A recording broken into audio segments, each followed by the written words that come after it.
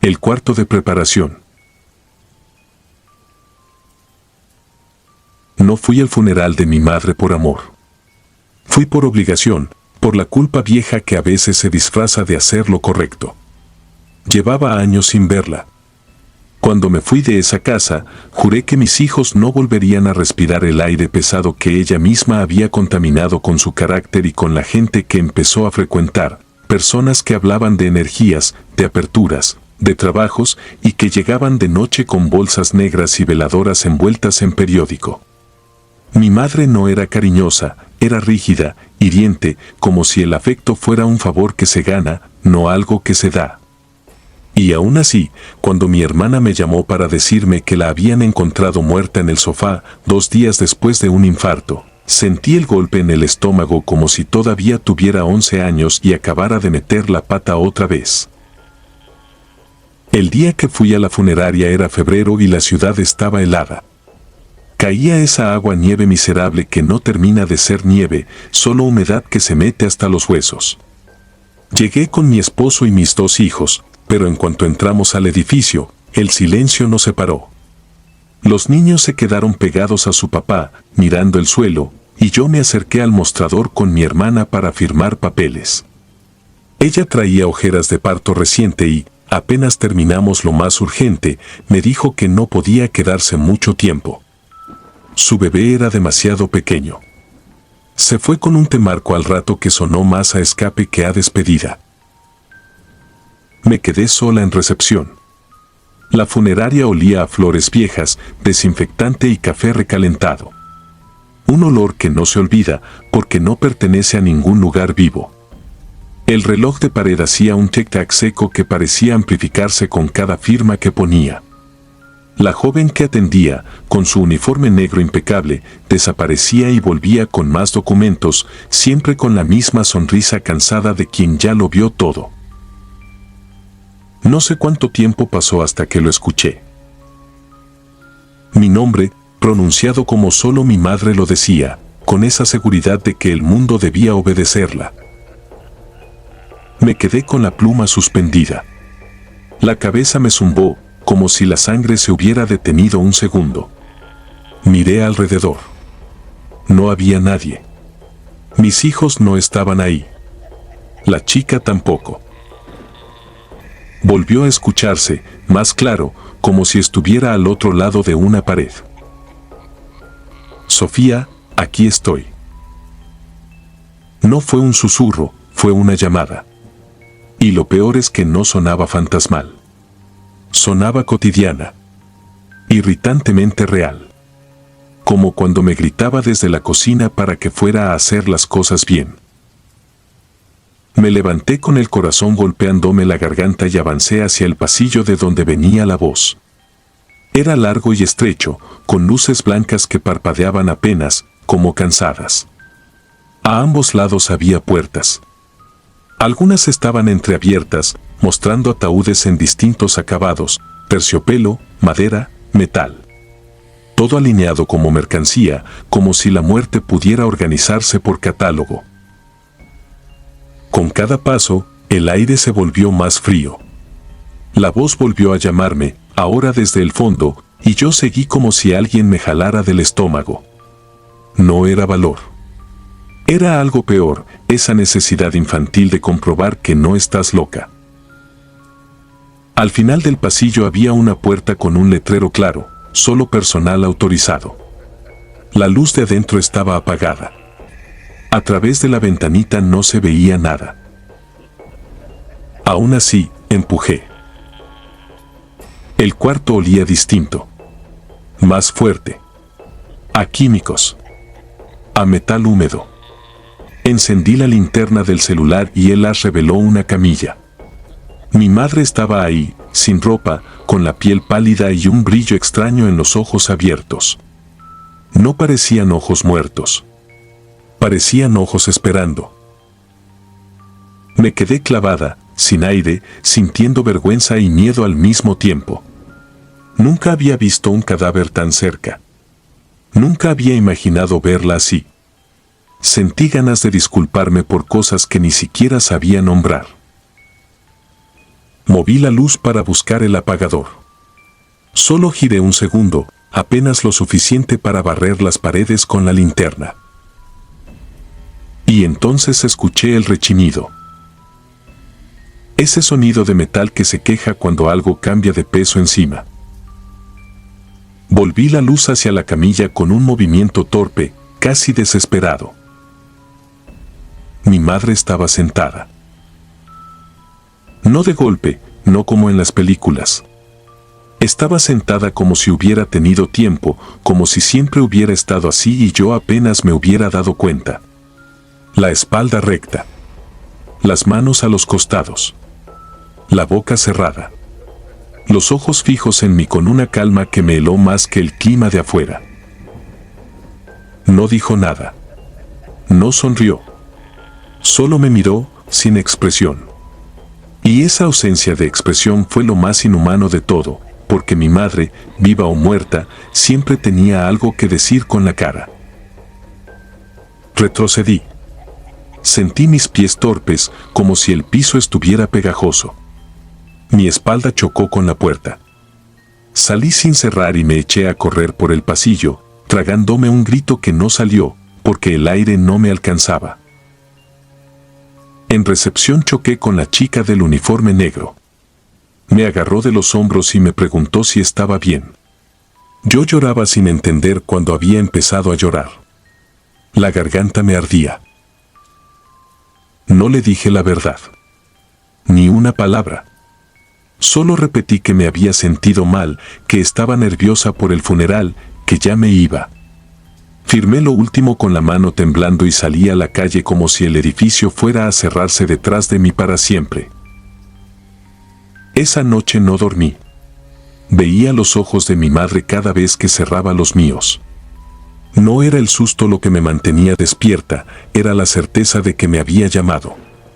De que algo, lo que fuera, sabía que yo estaba ahí.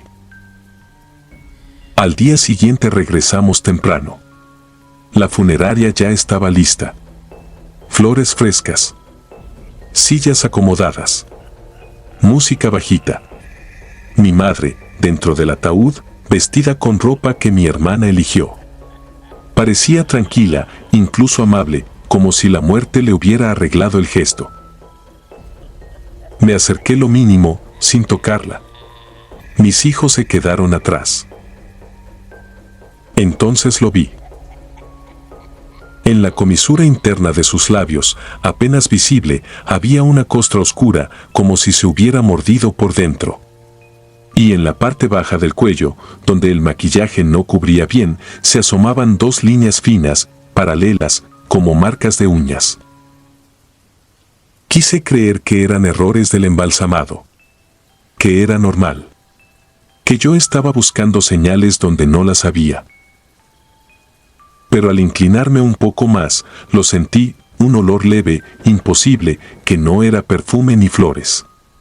Era el mismo olor químico del cuarto prohibido.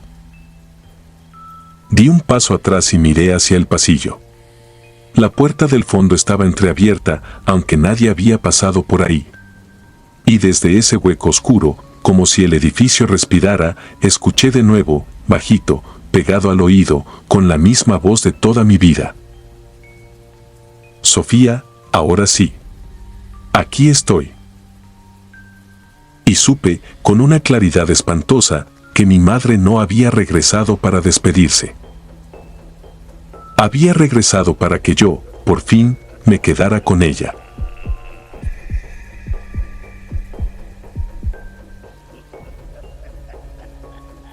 El turno que no existió. Me llamo Lara Salcedo, y durante años me he guardado esto como quien guarda una astilla bajo la piel, no se ve, pero pica cada vez que te acuerdas. No lo cuento para que me crean, lo cuento porque, si no lo saco, siento que la funeraria todavía me sigue mirando desde algún lugar. Esto pasó en 2016, en una funeraria vieja de Tepic, Nayarit, de esas que huelen a cera, a flores pasadas y a cloro barato. Yo era asistente administrativa, recibía llamadas, llenaba formatos, cobraba y cuando había mucho trabajo, ayudaba a acomodar sillas o a llevar café. Era un empleo decente, con horario fijo, y con la ventaja de que, en el turno de la tarde, siempre había gente entrando y saliendo. A mí me tranquilizaba el ruido humano. La soledad, en un lugar así, no es silencio, es una presencia. Esa tarde había un velorio grande. Llegaban familiares con los ojos rojos, señoras con rosarios, niños que no entendían por qué les pedían hablar bajito. Yo tenía el cuello tenso de estar sonriendo por compromiso y el estómago apretado de no haber comido. Cuando por fin pude levantarme, fui al baño de mujeres, que estaba en un pasillo lateral, lejos de las salas. El pasillo tenía focos amarillos y paredes con cuadros que nadie mira. La alfombra tragaba los pasos. Al entrar al baño me pegó el olor a aromatizante dulce mezclado con humedad. Me metí al cubículo del fondo. Mientras estaba ahí, escuché que la puerta se abrió. No fue un golpe normal, fue un clic suave, como si alguien supiera exactamente cuánto empujar para no hacer ruido. Escuché pasos, pero no sonaban como los de cualquiera. Era un caminar lento, medido, demasiado parejo. Ni un arrastre, ni una respiración, ni el sonido de una bolsa. Me asomé por debajo del cubículo, más por costumbre que por miedo. Vi unos pies con tacones, pero no como los de oficina. Eran tacones finos, elegantes, y el zapato brillaba apenas bajo la luz amarilla. La persona se quedó quieta. Ni se movía. Ni se acomodaba. Nada. Cuando salí, con las manos todavía húmedas, la vi en el espejo antes de voltearme, una mujer de unos 30 y tantos, muy arreglada, como si no perteneciera a ese lugar. Cabello oscuro recogido, labios pintados y un vestido sobrio que parecía caro. Estaba parada en una esquina, mirando hacia la pared, con la postura de alguien que está esperando un elevador o una sentencia. Le dije, por educación, que había cubículos desocupados. Ella giró apenas la cabeza y me sonrió. No fue una sonrisa amable. Fue una sonrisa que se queda corta, como si no supiera cómo se hace, como si la hubiera practicado. No dijo nada. Yo sentí una vergüenza rara, como cuando te quedas hablando sola. Me lavé las manos otra vez, salí y me prometí no pensar en eso. Volví a recepción. Pasaron unos minutos, lo suficientes para que el corazón me regresara al ritmo normal. Entonces llegó una señora joven, con los ojos hinchados, preguntando por los baños. Se los indiqué. Ella me dio las gracias y caminó rápido, como quien no quiere mostrar que está llorando. No habían pasado ni 2 minutos cuando la escuché gritar. No fue un grito de susto normal.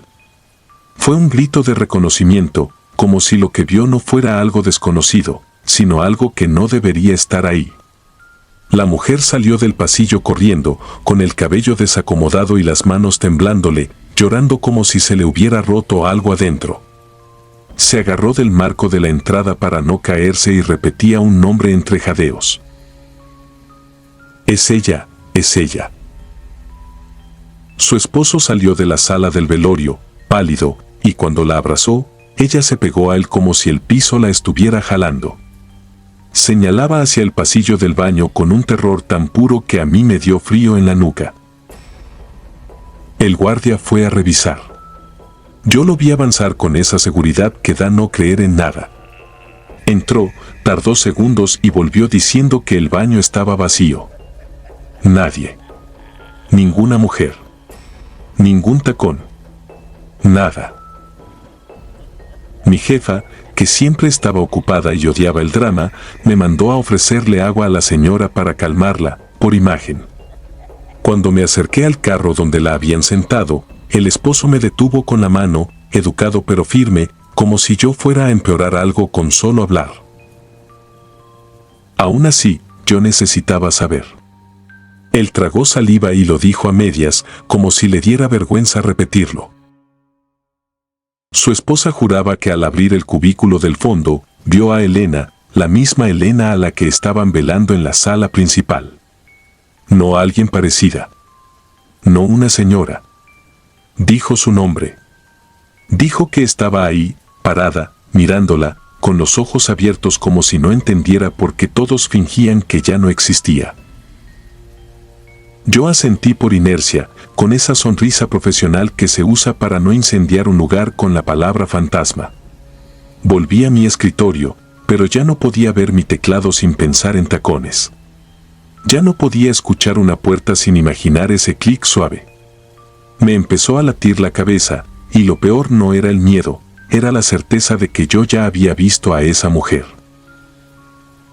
No debía, pero me levanté. Crucé el pasillo hacia la sala del velorio. Me bastó con asomarme para ver la fotografía grande en el caballete, rodeada de flores. La cara me golpeó como una mano. Era ella. El mismo cabello oscuro recogido. Los mismos labios. La misma sonrisa mal ensayada, congelada en una foto formal. Sentí que la sangre me bajó de golpe. Me sostuve de la pared para no caer. Regresé a recepción caminando como si el piso fuera de hielo. Terminé mi turno sin decirle a nadie lo que vi. No por valentía, sino porque si lo decía en voz alta lo volvía real, y yo necesitaba que fuera mentira. Esa noche me bañé 2 veces, como si el agua pudiera quitarme la imagen. Dormí poco. Soñé con ese pasillo y con el sonido de los tacones acercándose sin llegar nunca. Al día siguiente renuncié. Dije que era por salud, por estrés, por cualquier cosa. Mi jefa no preguntó mucho. Solo firmó y me deseó suerte, como si ya hubiera visto a otros irse igual de rápido. Años después, una excompañera me buscó por redes. Me dijo algo que me dejó helada, que esa tarde, el registro de entrada del guardia marcaba que él había revisado el baño 2 veces. La primera, a la hora del grito. La segunda, 15 minutos antes, justo cuando yo fui. Yo nunca pedí esa segunda revisión. El guardia, según ella, siempre lo negó. Decía que en su bitácora aparecía escrito con su letra, pero que él no recordaba haber ido. Como si alguien hubiera usado su turno, su cuerpo, su rutina, para confirmar que el baño estaba listo. Desde entonces, cada vez que entro a un baño vacío y veo una esquina oscura, no pienso en fantasmas.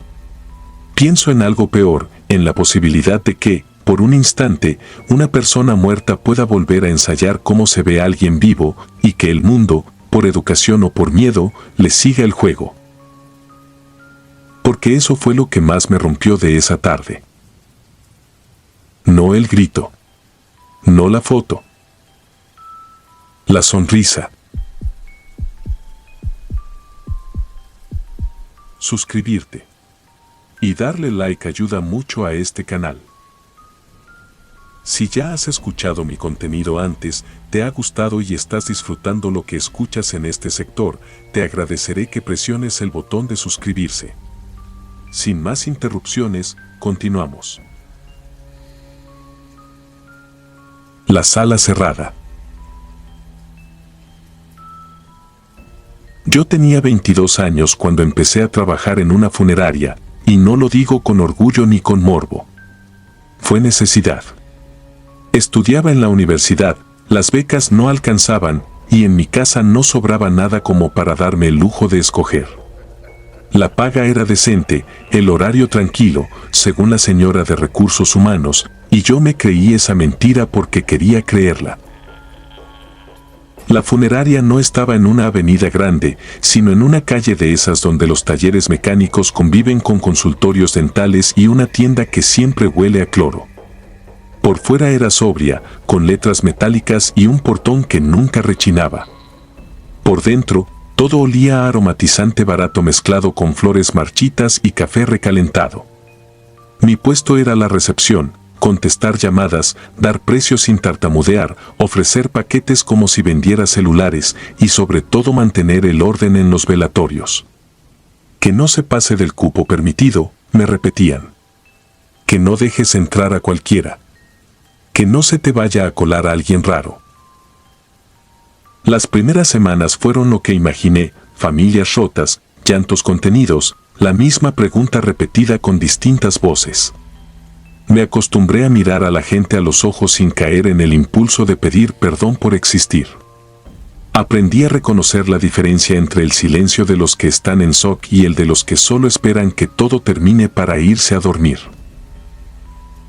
El día que todo cambió fue un jueves, a finales de octubre de 2018. Lo recuerdo porque el aire traía ese frío raro que no corresponde con la hora, y porque desde temprano se fue la luz un par de veces, como si la calle tuviera mala conexión con el mundo. Estaba por comenzar un velatorio. Había poca gente todavía y el pasillo se sentía largo, demasiado largo, como si el edificio hubiera crecido durante la noche. Cerca de las 5 de la tarde entró un señor con traje oscuro. No era común ver a alguien tan arreglado a esa hora, con la corbata bien puesta y los zapatos limpios. Tenía cara de no haber dormido.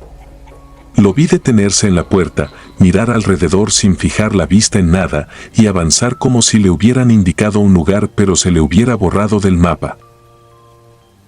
Le pregunté si buscaba alguna sala, si venía por el velatorio que estaba por iniciar. El señor me miró como si le hubiera hablado en otro idioma. ¿Qué lugar es este?, dijo, con un tono suave, casi educado. Le expliqué el nombre de la funeraria, la ubicación, lo básico.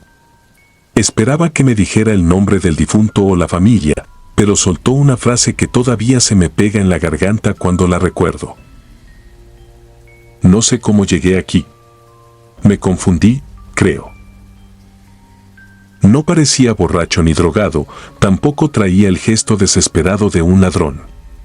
Solo, desorientado. Le ofrecí llamar a alguien por él, un taxi, lo que fuera. Negó con la cabeza, se acomodó el saco como si de pronto le pesara, y se fue. Lo vi cruzar la puerta y perderse en la calle como quien sale de un sueño. Intenté volver a lo mío. Contesté llamadas, di indicaciones, revisé una lista de flores y, cuando el velatorio ya estaba en marcha, caminé al pasillo para asegurarme de que no hubiera gente de más. Todo normal. Pero cuando regresé por un café y pasé frente a la ventana que daba al otro lado del edificio, lo vi. Era el mismo señor. Estaba sentado dentro de la sala 2, la que ese día no se usaba. La sala 2 siempre estaba cerrada con llave cuando estaba vacía. Yo lo sabía porque a mí me habían repetido 1000 veces que no me acercara a esas puertas si no tenía autorización. Y aún así, ahí estaba él, solo, sentado en una de las sillas, mirando hacia el lugar donde normalmente ponen el ataúd. No estaba haciendo nada. Ni siquiera se movía. Parecía una figura colocada ahí para incomodar. Me acerqué a la puerta. Probé la perilla por instinto, como si mi mano buscara una excusa. Estaba cerrada. Toqué. Un par de golpes secos. Volví a tocar, más fuerte. El señor no volteó. No reaccionó, ni siquiera hizo ese gesto mínimo de quien escucha un ruido y se endereza. Se me helaron los dedos. Fui por el guardia. Era un hombre grande, de esos que caminan como si ocuparan más espacio del que les corresponde. Le dije lo que vi, cuidando no sonar histérica. Me respondió con una calma que me pareció sospechosa. No puede haber nadie ahí. Esa sala se limpió ayer. No se usa hoy. La llave la tengo yo y la dueña. Regresamos juntos. Yo iba detrás de él, con el corazón golpeándome la lengua. Llegamos a la puerta. La sala, por la ventana, se veía vacía. Vacía. El guardia abrió. Revisó detrás de las cortinas, en el baño pequeño, en el pasillo interior. No había nadie. Ni un abrigo olvidado, ni un vaso, ni una silla fuera de lugar. Nada. Él me miró como se mira a alguien que se quedó sin explicación. ¿Estás segura?, preguntó. Asentí y me escuché decir que incluso había hablado conmigo temprano, que lo había visto entrar, que no era imaginación. El guardia cerró con llave, sin bromas, sin burlas, y se fue como si prefería no pensar demasiado. Me quedé en recepción intentando recuperar el control. Quise convencerme de que había sido un error, un reflejo, el cansancio. Ya casi era hora de mi salida.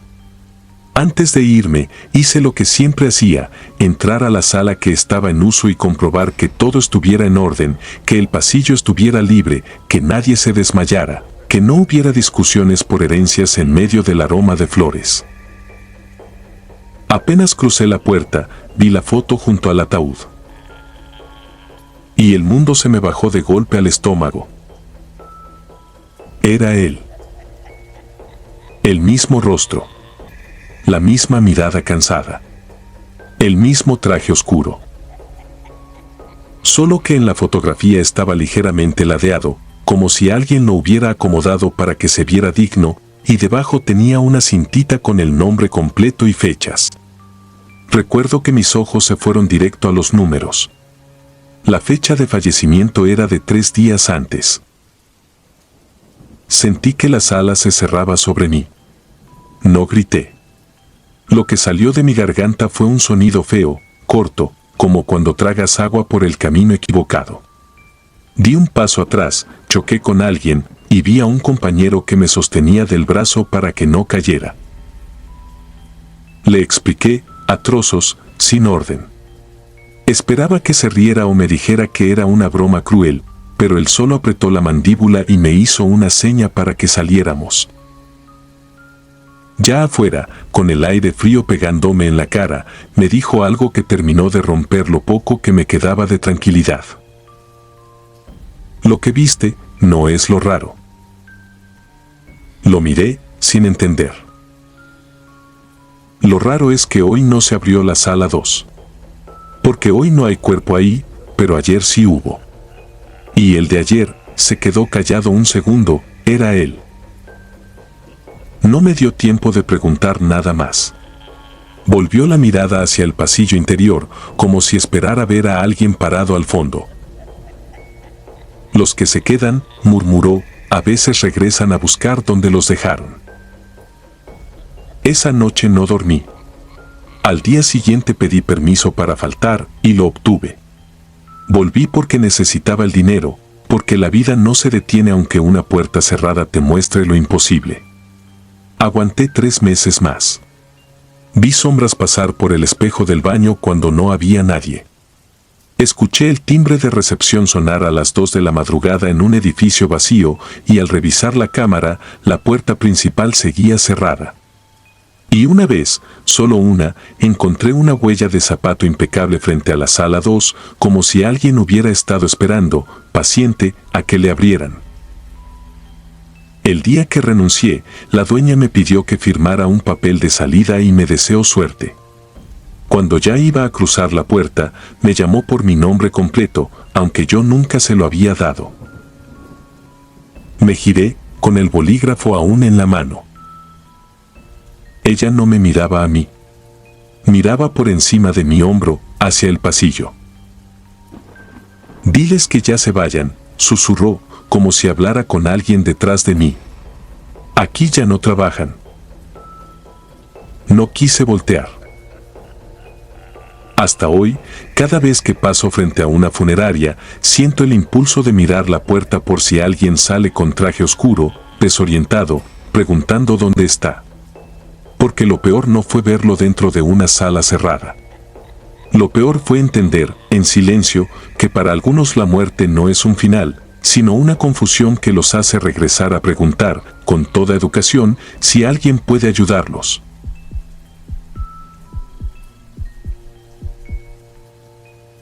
La sala donde nadie debe quedarse. Me llamo Mauricio Ledesma y lo que voy a contar pasó en 2017, cuando trabajé de noche en una funeraria pequeña a la orilla de una carretera, entre Ciudad Victoria y un poblado que ni siquiera aparece bien en el mapa. No era un gran negocio, de esos con mármol y música suave. Era más bien un edificio alargado, con pintura crema vieja, un letrero de luz que zumbaba y un estacionamiento de tierra donde se quedaban marcadas las llantas de la carroza como si el lugar respirara polvo. Yo entré porque necesitaba chamba. Me pusieron de conserje y apoyo, limpiar salas, acomodar sillas, trapeador, baños, sacar basura, cerrar candados, revisar que las veladoras no se quedaran encendidas cerca de las cortinas. Al inicio me costó, no por miedo a los muertos, sino por la forma en que la tristeza se pega. Uno cree que puede dejarla en el piso como el agua sucia del trapeador, pero se queda en las paredes, en el olor a flores calientes, en la ropa. La primera regla no escrita era sencilla: no te involucres. Entras, haces lo tuyo, te vas. La segunda era igual de clara: nunca te quedes solo. Esa regla me la dijo el chofer de la carroza el primer día, con esa media risa de la gente que dice algo en broma para ver si te la crees. Yo no la creí. Esa noche, cerca de las 9, llegó una familia con un ataúd demasiado pequeño. No hacía falta preguntar. El llanto tiene tamaños, y ese era el más insoportable. La señora de embalsamamiento, Alicia, me pidió ayudar a mover la caja al cuarto de preparación. La madera crujió poquito cuando la levantamos, como si dentro algo acomodara su peso. Me quedé mirando el moño blanco en la tapa y pensé en mi sobrina, que tenía la misma edad.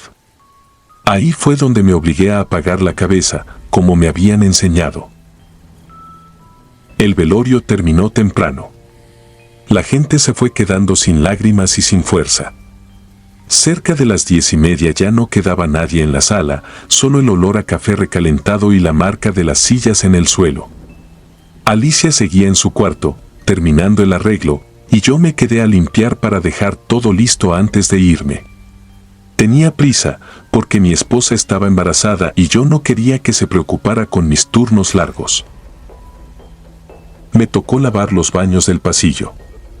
Mientras tallaba el lavamanos escuché pasos. Lentos, sin prisa, como de alguien que camina con calcetas sobre el piso. Luego el sonido de una puerta de baño que se empuja despacito. Yo pensé que era Alicia, porque era la única que quedaba. Pregunté en voz alta si iba a pasar, para salir yo. No me contestó nadie. Abrí la puerta de mi cubículo y el pasillo estaba vacío, con las luces blancas haciendo que todo se viera más pálido de lo normal. Me dio un enojo tonto, como cuando alguien te ignora. Entonces, por puro reflejo, me agaché un poco y vi por debajo de las otras puertas. En el último baño, el más pegado a la pared del fondo, vi unos pies pequeños. Zapatos negros, brillosos y calcetas claras. No eran pies de adulto bajito. Eran de una niña. Se me hizo un nudo en el estómago que no me dejó tragar saliva. No dije nada. Cerré mi cubículo como si no hubiera visto y caminé rápido hacia el cuarto de preparación. Toqué con insistencia. Alicia abrió casi de inmediato, con los guantes puestos y esa cara seria que se le quedaba cuando trabajaba. Le pregunté si había alguien más en la funeraria. Me dijo que no, que todos se habían ido, que ya solo estábamos nosotros dos. Le dije lo del baño. No me creyó al principio, pero mi voz debía sonar distinta porque se limpió los guantes con una toalla y me siguió. Cuando llegamos, el pasillo seguía igual, quieto, frío, como si el aire no se moviera. Le señalé el último baño. Alicia empujó la puerta de golpe. No había nadie. Revisó detrás del excusado, en la regadera, en el cesto. Nada. Me miró raro, no como a un mentiroso, sino como a alguien que se está enfermando. Me dijo que quizá estaba cansado, que terminara rápido y me fuera. Regresó a su cuarto y cerró con seguro. Yo intenté concentrarme en lo mío, pero ya no limpiaba, solo estaba fingiendo que limpiaba. El trapeador hacía ruido en el piso y el ruido me calmaba porque me hacía sentir acompañado. Terminé los baños y me fui a la sala principal para acomodar las sillas. Ahí fue cuando escuché el llanto. No venía de afuera. No era un gato. No era una televisión. Era un llanto de niña, cortito, como cuando se te corta el aire por el miedo y aún así sigues llorando. Venía de la zona de atrás, del cuarto donde dejan los ataúdes ya listos antes de velarlos. Me quedé congelado con una silla en las manos. Mi cuerpo quiso irse, pero mi cabeza se quedó enganchada a una idea absurda: si hay alguien, se puede lastimar. Caminé despacio, con la silla todavía agarrada, como si eso pudiera servirme de algo. Llegué a la puerta. El llanto se detuvo justo cuando puse la mano en la chapa. Adentro, silencio completo. Abrí. La luz estaba prendida, blanca y plana. Olía a barniz y a flores. En medio del cuarto estaba el ataúd de la niña, ya cerrado, con el moño blanco bien puesto. Ningún otro. Nada fuera de lugar. La puerta se me resbaló de la mano y se cerró sola detrás de mí con un golpe seco. Y entonces el llanto volvió, pero no desde el cuarto, desde el pasillo. Giré y vi, al fondo, frente a los baños, una figura chiquita parada de espaldas. No era una sombra. Era una niña con vestido claro, el cabello pegado a la cabeza como si estuviera húmedo. No podía ver su cara. Solo vi sus manos bajitas apretando algo invisible. Yo no pude hablar. Quise decir «¿Estás bien?», pero la garganta no me obedeció. Di un paso y ella dio uno también, hacia el baño del fondo. Entró. La puerta no se cerró, quedó apenas entornada. Me acerqué, sin saber por qué. La luz del pasillo parpadeó, y en ese parpadeo lo entendí: los zapatos negros brillosos eran los mismos que había visto debajo de la puerta. Cuando estuve a 2 metros, el llanto cambió. Dejó de ser llanto de niña y se volvió un quejido viejo, como de alguien que se ahoga. Un sonido imposible para un cuerpo pequeño. La puerta del baño se abrió sola, despacio. Adentro no había nadie, pero el espejo estaba empañado, como si alguien acabara de respirar frente a él. Y con el vaho apareció una frase, trazada como con un dedo. No me apagues. Yo sentí que se me iba el calor del cuerpo. Porque en ese instante recordé lo que estaba haciendo desde que empecé a trabajar ahí: apagar luces, cerrar puertas, dejar todo listo para que el edificio quedara a oscuras y vacío. Corrí al cuarto de preparación y toqué como loco. Alicia tardó en abrir, pero cuando lo hizo me vio la cara y no preguntó nada. Le dije que me iba, que algo estaba mal, que no podía quedarme. Ella no me siguió. Solo miró hacia el pasillo, y su cara se puso blanca, como si hubiera escuchado lo mismo que yo. Me dijo algo que todavía me pesa: no apagues la sala. Yo no obedecí del todo. Apagué casi todo, por costumbre y por miedo a que me regañaran, pero dejé prendida una lámpara en la sala principal. Salí y cerré con llave. Mientras caminaba al carro, escuché del otro lado de la puerta un golpe suave, como si alguien tocara desde adentro, con nudillos muy pequeños. No volteé. Me subí y me fui. Al día siguiente, durante el velorio final, la madre de la niña no soltaba el ataúd. La escuché decir, con la voz rota, que su hija le tenía terror a la oscuridad, que nunca dormía si no había una lucecita prendida. Lo dijo como si pidiera perdón por algo. Y entonces, como si el mundo decidiera rematarme, el papá agregó que la niña había muerto en un apagón, encerrada en un baño, llorando hasta quedarse sin aire. Yo renuncié una semana después. No por fantasmas, ni por superstición. Renuncié porque desde esa noche, cada vez que apago una luz en mi casa, siento que alguien detrás de mí respira, y me dan ganas de dejar una lámpara prendida, no por mí, sino por algo que no quiere quedarse solo. Y lo peor es esto, cuando me fui de la funeraria, Alicia me dio la mano sin verme a los ojos y me dijo en voz baja que el seguro del baño del fondo estaba roto desde hacía años. Que esa puerta nunca cerraba por dentro.